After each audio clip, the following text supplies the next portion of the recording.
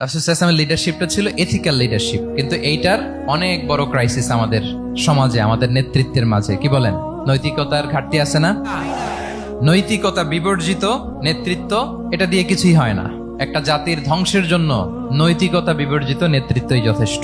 আমানতদারিতা, সততা, অনেস্টি, ট্রাস্টওয়ার্দিনেস, এটা অনেক জরুরি নেতৃত্বের জন্য। নেতা হতে চাইলে তাকে আমানতদার হইতে হবে।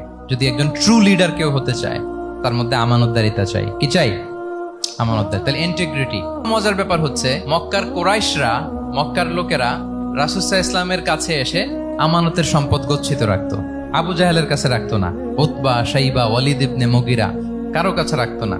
খেয়াল করে দেখেন, দল করে আবু জাহেলের, দল করে কার? কিন্তু আমানত রাখে কার বাসায়? কি অবাক করা কাণ্ড না? কর্মী হচ্ছে আবু জাহেলের, কিন্তু আমানতের সম্পদ রাখে কার কাছে?